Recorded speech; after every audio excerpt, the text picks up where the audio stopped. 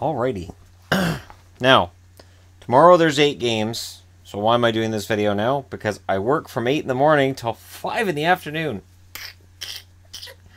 So because there's a lot of games I have to work, and I work Thursday, Friday, Saturday this week.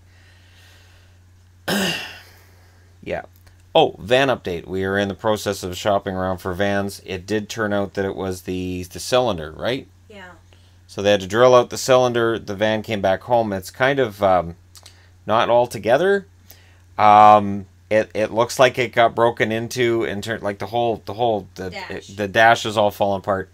But we're gonna give our mechanic a call. Well, Vaughn's gonna give our mechanic a call, and we'll get him to take a look at it and tell us whether or not it's worthy of, because we still have to do a lot of driving during the week. Make sure that it's worthy of driving from here to Vancouver and back, and we're not going to have something else blow up on us. And we are in the process of looking at what we're going to do. So the process of searching for a van is absolutely underway. It's going to happen. But it drives. It seems okay.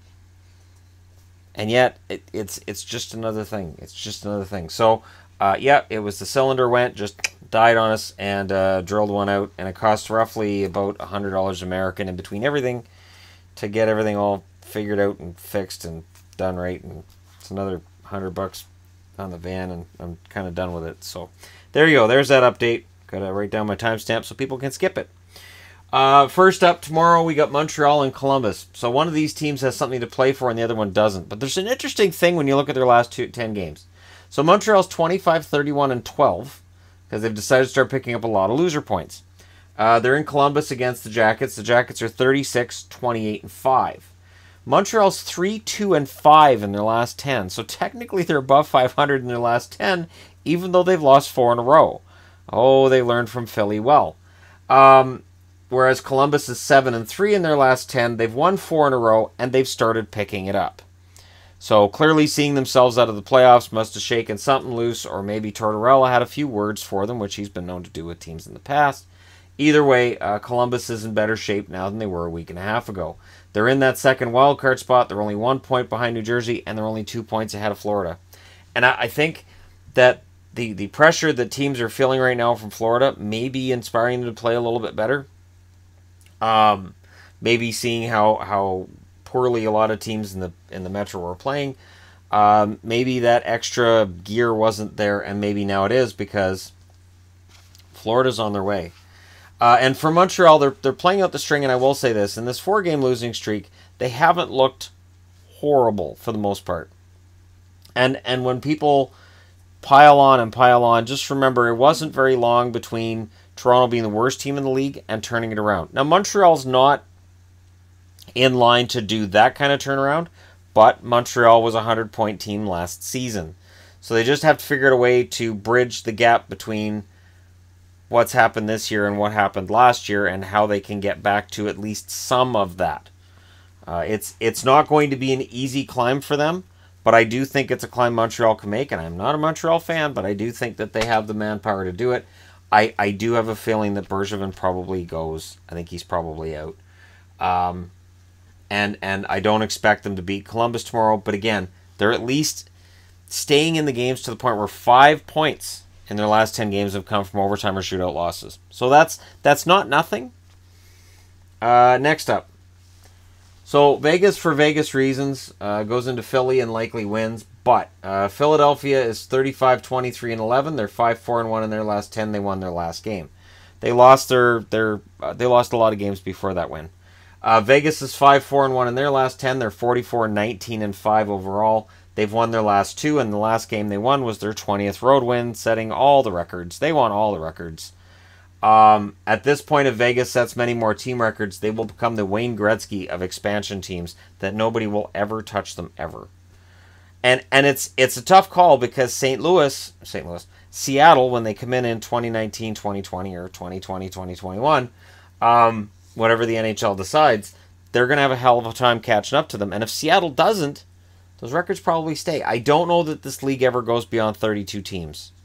They may try it, there's rumors here and there, and I've done videos about it just for fun. The idea of if the NHL ever expanded to 40 teams, but I can't see them going beyond 32 with the current economic reality of hockey in North America, unless somehow they found a way to go to Europe.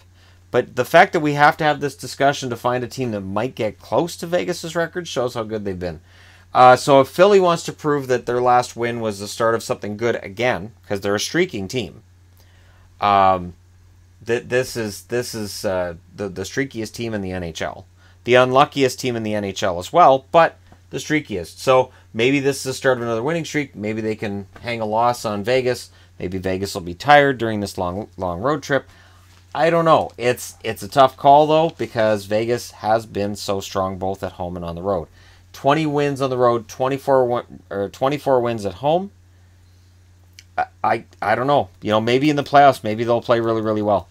Maybe we're all wrong that Vegas is somehow gonna have a struggle and it's gonna fall apart for them at some point in the playoffs. Maybe they have the manpower to go all the way. It's crazy to say it, but maybe they do. Next up, so Winnipeg, 41-18-9. They're 7-3 in their last 10. They lost their last game, which was in Philly. They're second in the Central. Vegas first in the Pacific, 12 points ahead of San Jose, 13 points ahead of Anaheim. Not really a concern. Philly, third in the Metro, 2 points behind Washington, 3 points ahead of New Jersey. Next. Winnipeg, who's second in the Central, 7 points behind Nashville, and 6 points ahead of Minnesota. They're in against the Capitals, who are 38-23-7. They're 5-5 in their last 10. They won their last game. They're second in the Metro. They're 1 point behind Pittsburgh again after Pittsburgh won tonight against Dallas. And they're 2 points ahead of Philly. So Washington and Philly will be watching themselves, and neither of them have an easy opponent tomorrow night. Both are playing against teams that have been playing really well lately, and they've both been playing really well lately on the road. Laine's in against Ovechkin, so that's a huge storyline. Both of them with 40 goals, both of them looking to one-up the other. Ovechkin tends to thrive in these situations where he has a personal record on the line, or he's going for a big, like he's going for that 600 goals. He is going for, his supremacy as the best goal scorer in the league. He doesn't want it to be challenged this much, and I think he could have a hat trick tomorrow night. We can see Ovechkin get a hat trick tomorrow night, pull 3 goals ahead of Laine, and some of that talk starts to die down. But Laine's shot is so lethal. That kid is so lethal. He's so he's so deceptive with it.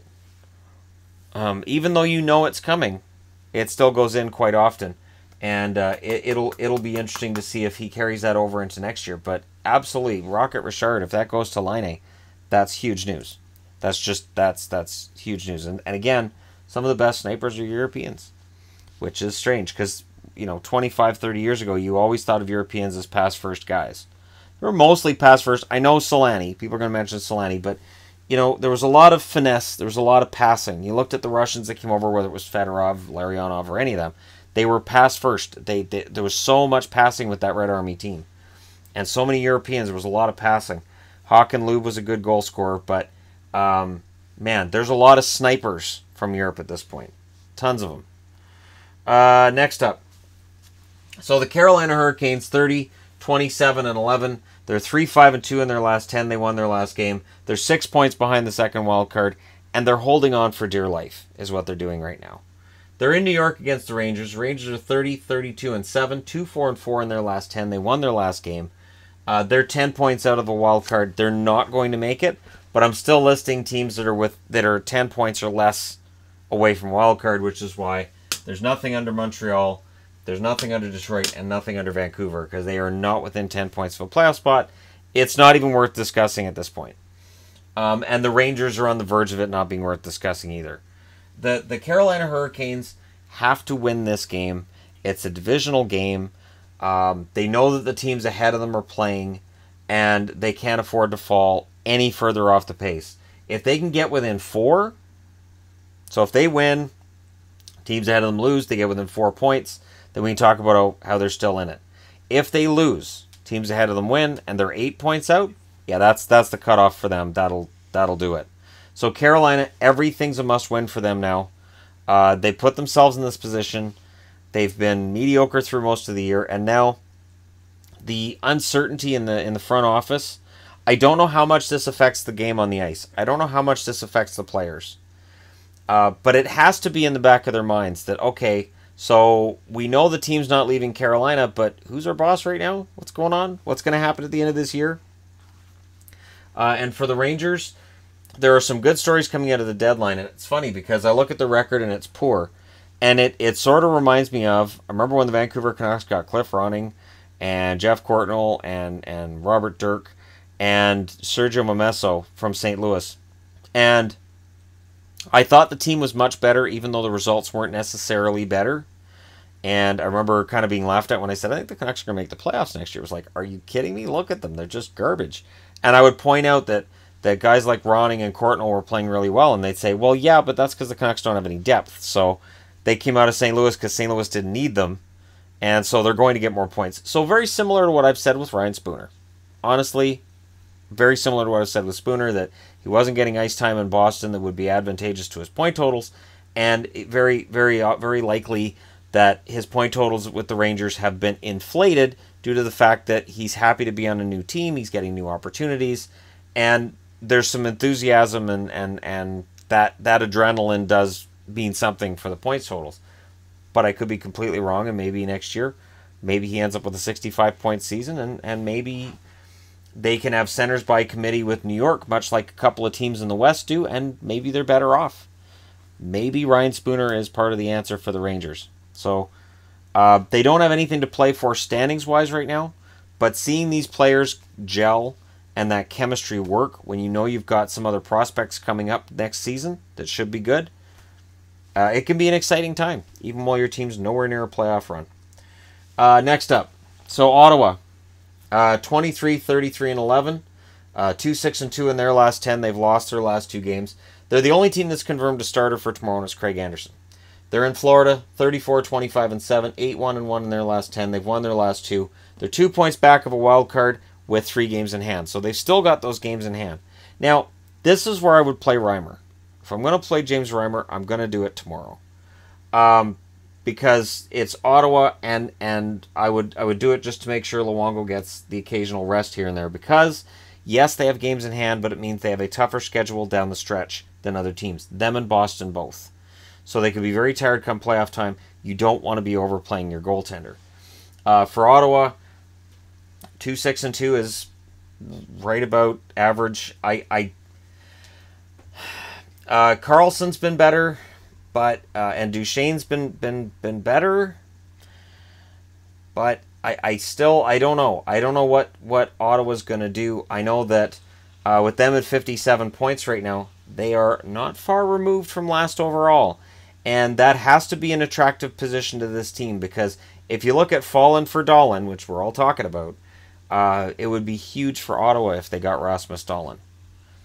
And this draft, I think the top 5 is going to be fantastic. But Dahlin is that generational guy. And if Ottawa gets him on that blue line, and if they can keep Karlsson on the team and work out whatever differences the team's had with Karlsson, Ottawa could be really dangerous as soon as next year. For tomorrow night, nah. I don't see Florida's hot streak ending. And again, I mentioned this last week, that I looked ahead at their schedule and I was like, wow, this is a very, very good Florida schedule. And here it is again. So they beat Montreal, they beat the Rangers, and now they get Ottawa. So it's a schedule they've taken advantage of. It's been soft, and tomorrow night they have a chance to do it all over again, while teams ahead of them are playing tougher competition. Next up, St. Louis. So the Blues are 36, 27, and 5. They're 2-6-2 in their last 10. They won their last game, which was a huge 7-2 win over LA. They're 3 points back of that second wild card, which is problematic. It's problematic. The Ducks are 34, 23, and 12. They're 6-3-1 in their last 10. They've lost their last 2. They're third in the Pacific. They're 1 point behind San Jose. They're 1 point ahead of LA. So we'll get to LA in a bit, but this shows just how close California is. Now think about this. If Vegas didn't do what Vegas did for Vegas reasons in a way that only Vegas can, if not for the Vegas, And if Vegas was playing like Vegas was supposed to play, which was supposed to be expansion hockey, not Vegas hockey, you would be looking at LA, San Jose, and Anaheim as the top 3 teams in the Pacific, with 2 points separating first from third. Crazy. And LA or Anaheim, one of these teams. The third one I picked. Anaheim has lost their last 2, but they're in luck because their California brethren have struggled recently as well, at least in their last couple outings. And they've got the best record over their last 10 of the California brethren. Now, tomorrow night, they need to go out and beat a St. Louis team that may very well have second life. You know, you see a score like that where it's 7-2, and you kind of want to get excited, and at the same time, you're like, well, maybe not, maybe. So we'll see if St. Louis keeps it up, or if it was just LA at a horrible night and Anaheim can lay a loss on them. But I'd imagine we'll see Gibson. I imagine we'll see Allen again. And if Jake Allen can keep up his solid goaltending, then yes, St. Louis should be a playoff team. We should see them in that spot. But that might be a bit of a tall ask right now. And this time of year, it can be harder to climb back into the playoffs. You just don't have enough games left. Next up, Detroit, 26-31-11. They're 2-6-2 in their last 10. They've lost their last 6. The bottom has fallen out for Detroit. I would imagine Jimmy Howard plays tomorrow. Jimmy Howard's playing a lot. They might go with Coro, but it doesn't really matter. They're in San Jose. San Jose's 36-23-9. They're 5-4-1 in their last 10. They lost their last game. As stated before, they're second in the Pacific. They're 12 points behind Vegas, so Vegas has won the division. And they're 1 point ahead of Anaheim, 2 points ahead of LA. So let the dogfight begin, because what could happen is that Anaheim, San Jose, and LA could be separated by 2 points right down to the wire, and one of those 3 teams misses the playoffs. That could very well be the case, that one of them ends up missing the playoffs. So San Jose has to play with a sense of urgency tomorrow. They can't let up because Detroit's on a 6-game losing streak, because they have to look at what Calgary did tonight, losing at home against the Islanders, a team that was on an 8-game losing streak. So no matter what losing streak you're looking at, no matter how poor the team's record is that you're up against, if you don't play your A game, if you don't bring your A game, you're going to lose. And so San Jose has to have some desperation in their game, knowing that Anaheim, knowing that LA are that close, and they're both playing at the same time. There has to be some desperation there. I would expect it, but at the same time, I'm expecting a little more fight from Detroit than I'm seeing. Some of these teams that are out of the playoffs have really fallen off. Like, look, 2-6-2 Detroit, 2-6-2 St. Louis, 2-6-2 is the record for Ottawa, 3-2-5 for Montreal, 3-5-2 for Carolina, 2-4-4 for the New York Rangers, 2-5-3 for the Vancouver Canucks that we'll get to in a minute here. So yeah, the teams that are the have-nots, it's been a gong show for them. So San Jose has to take advantage of that tomorrow night, because honestly, all the California teams are playing teams that have won 2 out of 10. So this should be a clean sweep for California tomorrow night, but one of them probably doesn't make it. Vancouver, 25-35-9. They're 10 games below 500, and they've earned every game below 500. They're 2-5-3 in their last 10, as I mentioned. They've lost their last 3. They're in LA. They're going through the valley of death, as I call it. Going through California for the Vancouver Canucks usually means they're going to take 3 losses. Sometimes ugly losses. Now, they just lost to Arizona tonight, and now they get to go to LA. Anybody want to bet on them having a quick turnaround and winning the game? Because I don't. LA 6-4 in their last 10. They lost their last game. As I stated, they are 1 point back of third place Anaheim, but they're 1 point back of a wild card. So it's very possible that you have 2 wild cards from the Central, and whoever finishes 4th in the Pacific ends up just missing the playoffs, which would be upsetting, because odds are that that team that just misses the playoffs in the West would have made it in the East. That the points needed to get in the East are going to be less than the ones in the West, which is just going to make people who want to talk about playoff seedings, and we should go back to 1 through 8, we should go back to this, we should go back to that. You know what? There's never been a playoff format people haven't complained about. There hasn't. That's how we ended up with the format we have now. And if we change it back to 1 through 8, I guarantee you're still going to see a team make it in one conference that wouldn't have made it in the other, and a team that misses in one conference that should have made it if they'd been in the other one. But anyways, thank you guys very much for watching. Hit like and subscribe if you're browsing your way through and you just happen upon this video. And thank you guys for being out there. It makes it worth being in here, and I'll talk to you again soon.